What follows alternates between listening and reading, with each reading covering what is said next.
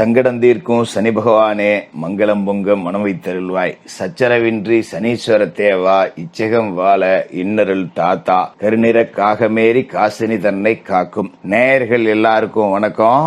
இந்த வீடியோல 2025 வருடத்திற்குண்டான சனி பகவானோட வக்கர பலன்கள் அப்படிங்கறதான் நம்ம பார்க்க போறோம். அது என்ன ஜோசியர, சனி பகவானோட வக்கர பலன்கள், சனி பயிற்சி பலன்கள் அப்படிங்கறதா நீங்க சொல்லிட்டீங்களே, இது என்ன தனியா வக்கர பலன்கள், இது ரொம்ப அவசியமா அப்படின்னு நீங்க கேட்கலாம். அதாவது கிரகங்கள்லயே ரொம்ப மெதுவா நகரக்கூடிய கிரகம் அப்படின்னா சனி பகவான் தான். ஒரு ராசியிலேருந்து இன்னொரு ராசிக்கு போறதுக்கு 2.5 வருஷம் எடுத்துக்கிறார். இந்த வக்கர காலகட்டத்துல சனி பகவான் தன்னோட பலத்தை இழந்து இன்னும் மெதுவா செயல்படுவார். பின்னோக்கி போற மாதிரியான ஒரு அமைப்பு கிடைக்கும். ஆனா ராசிகளை கடந்து பின்னோக்கி போக மாட்டார். தன்னோட இயக்கத்தை மெதுவாக்கி பின்னோக்குவார். அந்த அடிப்படையில இந்த 2025 வருடம் ஜூலை மாசம் 13ஆம் தேதி சனி பகவான் தன்னோட வக்கர காலத்தை தொடங்குறார். இது எவ்வளவு நாளைக்கு இருக்கும் அப்படின்னு பாத்தீங்கன்னா, நவம்பர் மாசம் 27ஆம் தேதி வரைக்கும் ஒரு 138 நாளைக்கு சனி பகவானோட வக்கர காலம் அப்படிங்கிறது. இந்த வக்கர காலகட்டத்தில் சனி பகவான் தன்னோட பலனை அப்படியே பயங்கரமா மாத்தி கொடுப்பாரு. என்ன நிலைமை இருந்ததோ அதுல அப்படியே தலைகீழ் மாற்றம் அப்படிங்கறத சனி பகவான் கொடுப்பாருங்கிறதால ரொம்ப முக்கியமா பார்க்கப்பட வேண்டிய ஒண்ணுதான் இந்த சனி பகவானோட வக்கர காலம். 7.5 சனி, அஷ்டம சனி, அர்த்தாஷ்டம சனி, இப்படி பல சனியோட நகர்வால பாதிக்கப்பட்டவர்கள் எல்லாத்துக்கும் ஒரு நல்ல மாற்றம் அப்படிங்கறதையும் சனி பகவான் கொடுப்பாரு. இந்த நேரத்துல அவரோட பார்வை அப்படிங்கிறதுக்கு உண்டான வீரியம் அப்படிங்கிறதும் குறையும். ஏன்னா சனி பகவானோட பார்வைங்கிறது வஜ்ர பார்வை. உங்களோட ராசிக்கு எத்தனாவது வீட்டை சனி பகவான் பாக்குறாரு, அந்த பார்வை மூலமா என்ன ஆதிபந்தம் அப்படிங்கறத உங்களுக்கு கொடுக்க போறாரு, சனி வக்கர பலன்கள் எப்படி இருக்க போகுது அப்படிங்கறத துல்லியமா உங்களுக்காக கொடுக்கறேன். விருச்சிகராசி நேயர்களே, உங்களுக்கு இந்த சனி பகவானோட வக்கர காலம் எப்படி இருக்கு அப்படின்னு பாத்தீங்கன்னா, பொதுவாகவே எப்பேற்பட்ட ஒரு ஜோதிடர்களா இருந்தாலும் சரி, இந்த விருச்சிக ராசிக்கு உண்டான சனி பகவானோட பலன்கள் அப்படிங்கறத மட்டும் துல்லியமா கணிக்கவே முடியாது. என்ன காரணம் அப்படின்னா, சனி பகவான் 5ஆவது இடத்துல இருக்கும்போது விருச்சிக ராசிக்கு அப்படின்னு கணக்கு கிடையாது. 5ல சனி இருந்தா அதை எப்பேற்பட்ட ஜோதிடர்களாலையும் கணிக்க அப்படிங்கிறது முடியவே முடியாது. ஏன்னா 5ஆம் இடம் அப்படிங்கிறது பூர்வ புண்ணியஸ்தானம். இந்த இடத்துல முன்னோர்களோட அந்த கர்ம வினைகள் அப்படிங்கிறது நம்மளை நோக்கி வரக்கூடிய இடம். இப்ப குரு 5ல இருந்தாருன்னா முன்னோர்களோட அந்த புண்ணியங்களுக்கான கணக்கெல்லாம் போட்டு நமக்கு நல்லது செய்வாரு. ஆனா சனி எப்படி அப்படின்னா, முன்னோர்கள் செய்த பாவங்களுக்கு நமக்கு தண்டனையும் கிடைக்கும், முன்னோர்கள் செய்த புண்ணியங்களுக்கான பலன் அப்படிங்கறதும் கிடைக்கும். அதனால இந்த 5ஆம் இடத்துல சனி இருக்கீங்க, நீங்க இப்படி இருப்பீங்க அப்படின்னு துல்லியமா நம்ம சொல்லிடவே முடியாது. ஏன்னா விருச்சிக ராசிலேயே சில முன்னோர்கள் அப்படிங்கிறது நிறைய புண்ணிய காரியங்கள் செஞ்சிருப்பாங்க. 5ல சனி இருக்கும்போது அவர்களுக்கு நன்மைகள் நிறைய நடக்கும். அது மாதிரி சில முன்னோர்கள் ஏதாவது பாவங்கள், தீங்கினைகள், ஏதாவது கர்ம வினைகளை மிச்சம் வச்சுட்டு போயிருந்தாங்கன்னா அது உங்களை தான் பாதிக்கும். அப்படிங்கிறப்ப போட்டு பாடா படுத்தவும் செய்யும். அதனால இவர் நல்லா இருக்குன்னு சொன்னா கெட்டு போறாங்க, கெட்டு பூச்சின்னு சொன்னா நல்லா இருக்கும், இப்படியான குழப்பம் இருக்கும். இதை முதல்ல நாம தெளிவுபடுத்திக்கணும். அப்பதான் நம்ம சொல்லக்கூடிய அந்த பலாபலன்கள் அப்படிங்கிறது உங்களுக்கு எப்படி வரப்போகுது, எந்த அடிப்படையில கர்ம வினைகளை நீங்க அனுபவிக்க போறீங்க அப்படிங்கறத புரிஞ்சுக்க முடியும். அதாவது எங்க முன்னோர்கள்லாம் பாவ புண்ணியம் முன்னில ஜோசியர், ஏன் ஜோசியர் இப்படி பேசுறீங்க அப்படின்னு நீங்க கேட்கலாம். நம்ம எல்லாரையும் பொறுத்து பாவம் பண்ணாங்க புண்ணியம் பண்ணாங்கன்னு சொல்லல, பொத்தாம்பதுவா சொல்றேன். இப்படியும் இருக்கும் அப்படியும் இருக்கும். ஏன்னா எல்லா மனிதர்கள்லயுமே நல்லதும் இருக்கு, எல்லா மனிதர்கள்ட்டையுமே கெட்டதும் இருக்கு, நான் உட்பட நீங்க உட்பட. அப்ப இந்த 5ஆம் இடத்துல சனி பகவான் இருக்கும்போது இந்த முன்னோர்களோட கர்ம வினைகளை நாம கழிக்கணும்.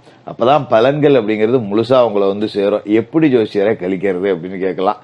அதாவது முதல்ல குலதெய்வ பிரார்த்தனை அப்படிங்கறத மாசத்துல ஒரு நாளாவது செய்யணும், கண்டிப்பா செய்யணும். இல்லைன்னா வருஷத்துல ஒரு நாளாவது குலதெய்வ ஆலயத்துக்கு போய் குலதெய்வத்துக்கு ஒரு குடும்ப சகிதமா பங்காளிகள் சகிதமா போய் பொங்கல் வச்சு வாங்கிட்டு வரணும். குலதெய்வத்தை திருப்திப்படுத்ததான் குலதெய்வம் குளிர சனி பகவான் உங்களுக்கு அற்புதமான யோக பலன்களை கொடுப்பாரு. சில பேர் வெளிநாட்டுல இருக்கலாம், மாசம்லாம் வர முடியாது அப்படிங்கிறவங்க குலதெய்வ படத்தை வச்சு வணங்கலாம். குலதெய்வத்துக்கு ஏதாவது நீங்க வெளிநாட்டிலே இருந்தாலும் சரி, ஒரு ஆலய கட்டுமான பணிகளுக்கு ஏதாவது ஒரு நிதி உதவி செய்யறது, போறது வர்றது, இந்த மாதிரி செஞ்சுக்கிட்டு இருக்கலாம். அது மாதிரி முன்னோர்களுக்கு செய்ய வேண்டிய தர்ப்பணங்களை முறையா செய்யணும். இந்த அமாவாசை நாட்கள்ல அவசியம் மாமிச உணவுகளை தவிர்த்துட்டு விரதம் இருந்து முன்னோர்களுக்கு செய்ய வேண்டிய தர்ப்பணங்களை முறையா செய்யணும். இதனாலதான் முன்னோர்களுக்கும் சனி பகவானுக்கும் சம்பந்தம் இருக்குங்கிறதாலதான் காக்கைக்கு அன்னமிட சொல்றது. காக்கைங்கிறது யாரு? சனி பகவானோட வாகனம், குலதெய்வம், முன்னோர்கள், கர்ம வினைகள், இதை எல்லாத்தையும் கணக்கு போட்டு நீக்கமர கொடுக்கக்கூடிய ஒரு நீதிபதி தான் சனி பகவான்ங்கிறத புரிஞ்சுக்கிங்க. இப்ப நம்ம விஷயத்துக்கு வருவோம். இதுல இன்னொரு சந்தேகம் கேட்கலாம், குலதெய்வம் தெரியாதவங்க என்ன பண்றதுன்னு. இஷ்ட தெய்வம், எல்லை தெய்வத்தை வணங்கலாம், தப்பு கிடையாது. சரி, இப்ப இந்த வக்கர காலகட்டத்துக்கு வருவோம். சனி பகவான் உங்களோட ராசிக்கு 5வது வீட்டுல இருக்கார். கெஞ்சினாலும் கிடைக்காத பஞ்சம சனி அப்படின்னு இதை நாம சொல்லுவோம். இது நான் ஏற்கனவே சொன்ன மாதிரி முன்னோர்களோட கர்ம வினைக்கு தக்கன நல்லதையும் கெட்டதையும் கூட்டி கழிச்சு வணங்கக்கூடிய ஒரு இடம் அப்படிங்கிறது தான்.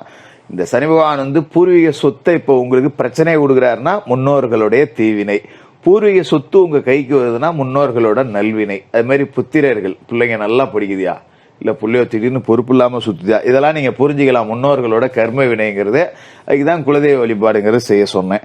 இதுதான் 5ஆம் இடத்துல சனி இருக்கும்போது நடக்கும். இது சிலருக்கு இப்படி நடக்கலாம், சிலருக்கு அப்படி நடக்கலாம். இப்ப சனியோட பார்வை அப்படிங்கிறது ராசிக்கு 2, 7, 11 இந்த 3 வீட்லயும் விழுவுது இல்லையா? இதைதான் நாம ரொம்ப சரியா பார்க்கணும். ஏன்னா இந்த சனி பகவானோட பார்வை அப்படிங்கிறது ஒரு வஜ்ர பார்வை. அதாவது ராமாயணத்துல நவகிரகங்களை சிறைபிடிக்கும் போது ராவணேஸ்வரனே சனி பகவான பின்னாலிருந்து தான் சிறைபிடித்தான், அவரோட பார்வையை பார்த்து பயந்து. அப்படிப்பட்ட பார்வை உங்களோட ராசிக்கு 2வது வீட்டுல விழுது, தனவாக்கு குடும்பஸ்தானத்துல. அப்ப நமக்கு வர வேண்டிய பணம் வந்திருக்காது, குடும்பத்துல பிரச்சனை, வாயை கொடுத்து தேவையில்லாத ஒரு பிரச்சனையில சிக்கிக்கிட்டேன், 2 பேரும் சண்டை போட்டுக்கிட்டு தான் விலகிட்டு போய் விட போன குத்தத்துக்கு என் மேல கேஸ போட்டாங்க, இந்த மாதிரி சிக்கல் எல்லாம் மாட்டிருப்பீங்க. இதெல்லாம் இனிமே சரியாகும். உங்களோட பேச்சுக்கு செல்வாக்கு கூடும். உங்களை நீங்களாம் ஒரு மனுஷனா அப்படின்னு நினைச்சிட்டு கடந்து போனவங்க கூட உங்களை கூப்பிட்டு பேசுவாங்க. அந்த அளவுக்கு மதிப்பு மரியாதை மிக்க ஒரு நபரா சமூகத்துல மாறுவீங்க. மாதிரி வீட்டில் கணவன் மனைவிக்குள்ள ஒரு அன்னோன்யம் அப்படிங்கிறது பெருகும். சண்டை சச்சரவை போட்டுக்கிட்டு எலியும் பூனையுமா கடந்ததெல்லாம் கூட இதுக்கு மேலே நல்ல ஒற்றுமை அப்படிங்கிறத அடையும். இது ஒரு அற்புதமான ஒரு சந்தோஷம் அப்படிங்கிறத உங்களுக்கு கொடுக்கும். அது மாதிரி கலத்தரத்தில் சனி பார்வை, என்னதான் திருமண முயற்சிகள் செஞ்சாலும் அது முடிஞ்சிருக்காது. அப்படியே நெருங்கி வர்ற மாதிரி தெரியும். பொண்ணு பார்ப்போம், மாப்பிள்ளை பார்ப்போம், எல்லாம் களைகட்டும், போகிறோம் ஓரம் வச்சு சாப்பிட்டோம், சொச்சு சாப்பிட்டோம். ஆனால் கடைசி நேரத்தில் ஏதோ ஒரு காரியத்தால் நின்று போவோம். பொண்ணுக்கு பிடிச்சா மாப்பிள்ளைக்கு பிடிக்கல, மாப்பிள்ளைக்கு பிடிச்சா பொண்ணுக்கு பிடிக்கல, 2 பேருக்கும் பிடிச்சா ஜாதகம் செட் ஆகல. இப்படி ஏதோ ஒரு வகையில் அப்படியே தள்ளி கைகூடி வர்ற மாதிரி தெரிஞ்சு கடைசி நேரத்தில் கைவிட்டு போவோம். அது மாதிரி கூட்டு தொழிலில் பிரச்சனைகள் இருந்திருக்கும், நண்பர்கள் விரோதிகளாக மாறி இருப்பாங்க. இதெல்லாம் 7ஆம் இடத்தை சனி பார்க்கறதால இப்போ இந்த ஆதிபந்தத்தெல்லாம் சனி சரி பண்ணிடுவார். இந்த திருமண தடை நீங்கி திருமணம் நடக்கும். கூட்டு தொழிலை விட்டு தனித்து தொழில் செஞ்சு ஜெயிச்சு காட்டுவீங்க. நல்ல நண்பர்களை தேடி கண்டுபிடிப்பீங்க. எவன் முதுகுல குத்துறவன், எவன் நல்லவன் அப்படிங்கிறத இனங்கண்டு அதற்கு தக்கன கூட்டத்தை குறைச்சிப்பீங்க. 4 பேர் நல்லவன் இருந்தா போதும், 100 பேர் கெட்டவன் கூட இருக்கிறத விட அப்படின்னு.